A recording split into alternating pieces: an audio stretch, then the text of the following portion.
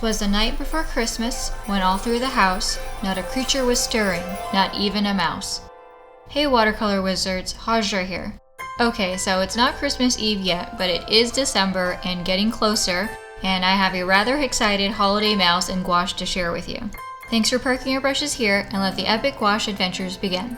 So I'll be using an angle brush in about a 1/3 inch size and also 2 rounds in a size 4 and a size 000. I pulled out a larger brush for a potential background as well, but I didn't end up using that large brush as I skipped the background. And I have this lovely square tin as a gift from one of my patrons that I've transferred my gouache to because it's roomier. I still have the lid from the previous tin that used to house my gouache with some paint in it that I have to use up, but you can see from the lid that it was a smaller tin. And the paper is Hot Press Arches watercolor paper, but you can use cardstock or mixed media paper or cheaper watercolor paper. Gouache uses much less water than transparent watercolor, so it doesn't need a paper as robust or expensive as when you're painting with transparent watercolors. I also have some patrons asking for more gouache videos, so I'll be doing at least 1 to 2 gouache videos a month going forward into 2019. And since I started posting watercolor tutorials to Skillshare earlier this year, you can expect some gouache videos there in the future sometime as well. And all my Skillshare videos are at a more relaxed pace that is real-time or almost real-time. I've done numerous videos using gouache and also comparing watercolor versus gouache in the past, so check out the relevant playlist on my YouTube channel if you're interested. So gouache is just opaque watercolor versus transparent watercolor, which is what folks think of when the term watercolor comes up. Both have gum arabic or honey or some other water-soluble, non-waterproof binder. And they are only different because watercolor consists of transparent and translucent pigments, while gouache consists of opaque pigments. So watercolor will look like stained glass and little transparent veils when used in luminous translucent glazes, while gouache will look really matte, velvety, and opaque. And you can make watercolor opaque and thick, or you can make gouache thinner and translucent if you only own one of these mediums. But watercolor looks best when used transparently, and gouache looks best when used opaquely. So that's how I suggest you use them if you really want to make the best of either of these mediums. Gouache will look like oil or acrylic when it's dry, except that gouache will never be waterproof, and that can be a hassle because you will end up lifting stuff and you can't glaze over the top, but it can be helpful if you want to correct something easily.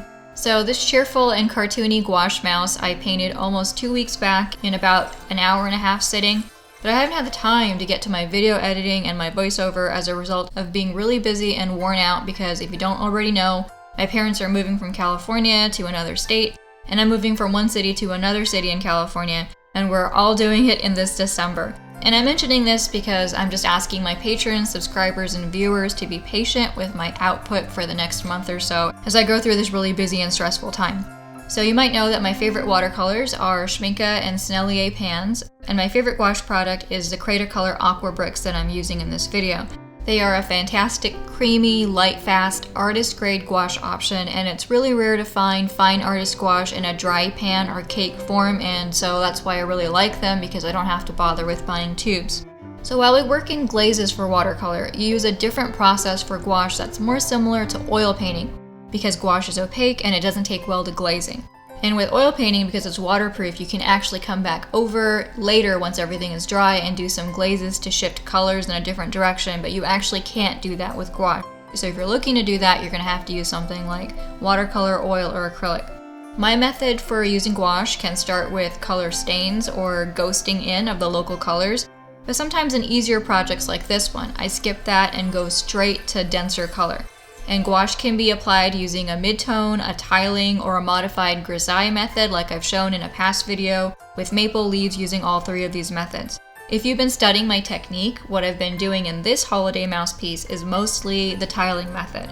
This means I divide up my color sections into little tiles or jigsaw puzzle type pieces in my mind, and then I go and put down opaque color sections or tiles adjacent to each other. If you do this with wet adjacent tiles, the edges will bleed into each other and blend a bit, and you'll get soft edges. And if you do this with dry adjacent tiles, you'll get hard edges unless you choose to soften them later with a damp brush. Just like with transparent watercolor, water control is crucial here. With gouache, you're using much less water, so keep the paint at the density of a heavy cream. Now, if you go thinner than that, especially after the first layer, your gouache paint is going to lift and get muddy on the paper. And please don't apply your paint neat from a gouache tube at full strength. Unless you're doing just a few accents and garnishes last, you don't want to use your gouache paint right out of the tube. You'll end up with a scratchy, overly thick appearance that's probably going to end up cracking later. This is not oil or acrylic, it has a weak binder that's water soluble, and it can't just be spackled on without the risk of it cracking or chipping. Besides, you'll realize even if you do some swatching that even mid-density, a gouache is fully opaque, so no need to apply it full strength for full coverage. I did the white trim and little dangly poof ball of the Santa hat watercolor style, just leaving the white of the paper with a bit of diluted blue dropped in for shadows.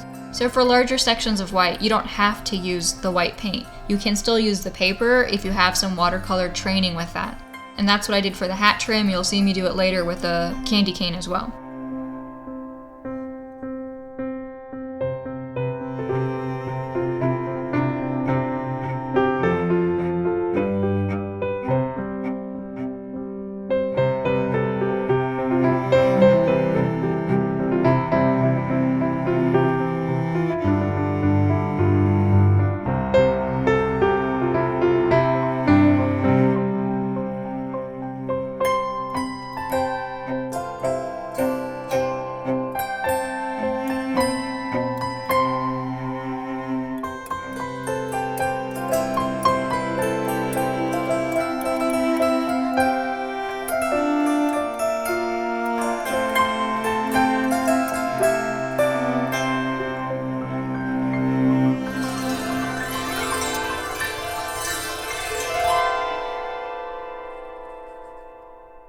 I'm doing the fur of the mouse in gray, so I have a darker shadow gray, a mid gray, and a lighter gray.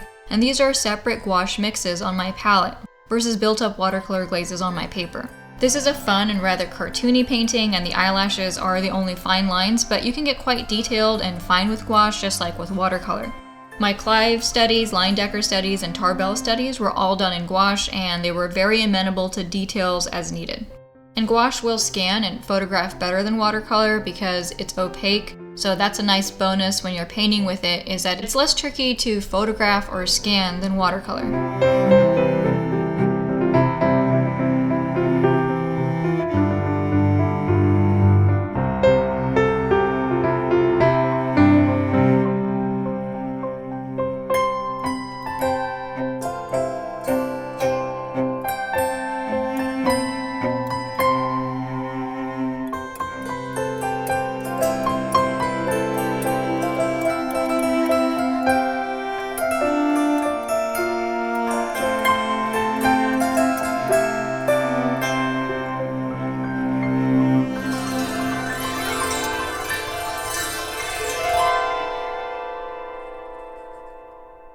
A gouache piece does tend to use fewer painting techniques, especially if you omit background effects like I did here. So this whole piece is just adjacent tiles, whether they're wet or dry. There's no glazing, no wet and wet techniques, except for the bit of hat trim blue shadow. And there's also no grisaille because I skipped that because this was an easier piece to paint. And like I've told you guys before, there's no need to do the extra work for a grisaille if your piece is pretty simple. And it is a mental switch that you have to flip when you go from using transparent watercolor to opaque gouache, because watercolor is subtractive and gouache is additive like oil and acrylic. But even the very first gouache painting that I did, which was a Batman study that I actually filmed for YouTube, ended up feeling easy to me, which was really a pleasant relief. And I think that's only because I painted with transparent watercolor for so many years, and it's the harder medium, often considered the hardest traditional medium for most people to learn to use. So in my case, I felt more forgiving, even in a first attempt with that Batman painting. So don't be scared to try gouache as a new medium. And you don't have to start with a full gouache piece like this. You can use gouache just as an accent.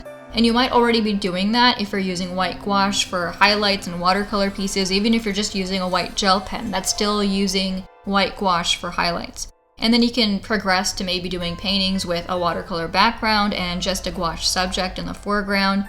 And that has a really nice effect because it does make the background sort of more misty and transparent and recede more than the full-bodied gouache subject. And keep an eye on how I'm doing this mouse, how I just come in with more paint tiles and jigsaw sections over and over again, and how I'm not using a huge amount of water. Stay away from water puddles or really wet brushes. so the gouache won't lift and get muddy. And you can layer a bit with gouache, just keep the paint thicker in the upper layer if you want to modify a color. If you do have any muddy color lifting issues, you can first lift and dab up a color section, and then go and apply the corrected color over top for a cleaner application.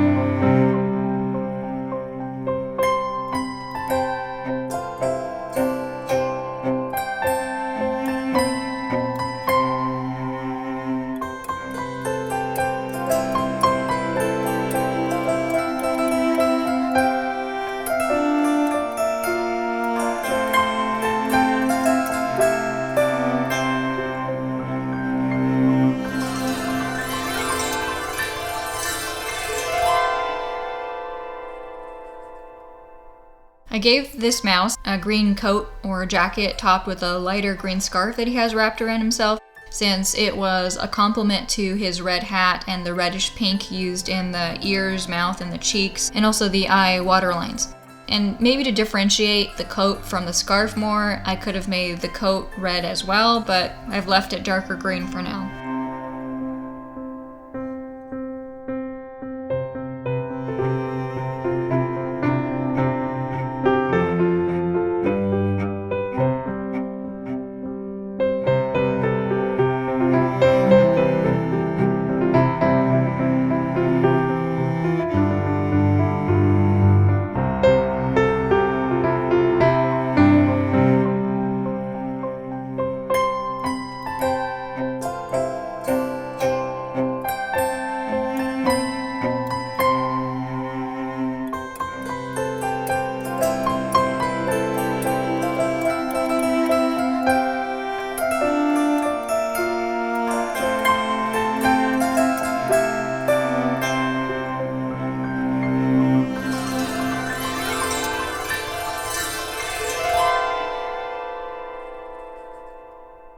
I shared an in-progress photo of this mouse piece with one of my patrons in a Google Hangouts chat, and she thought it looked like Liza Minnelli.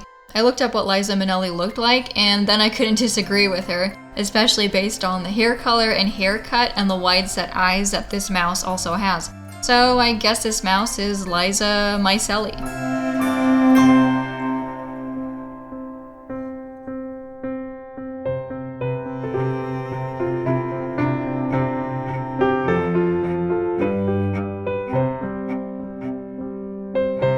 With the candy cane, I did the same thing I did with the white hat trim areas. I left the white parts, just the white of the paper, and used the white gouache paint only for the final highlights on the green stripes.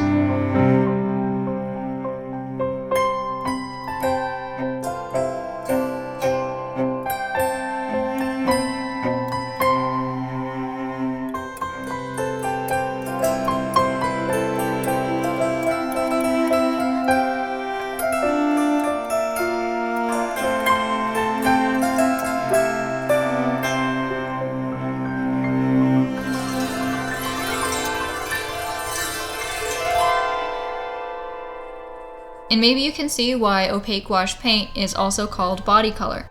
It's because it gives the subject a lot of weight on the page. It's not diaphanous and delicate like transparent watercolor glazes.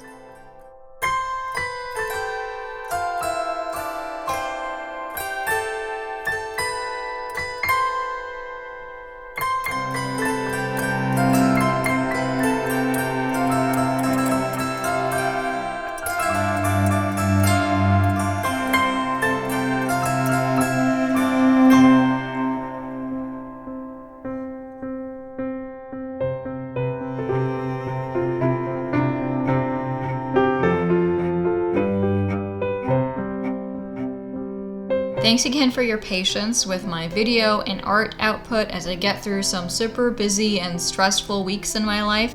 I think I might tweak this mouse in a few places to polish it in the future, but given that I've already been sitting on this for a while, I'm gonna call Liza done for now.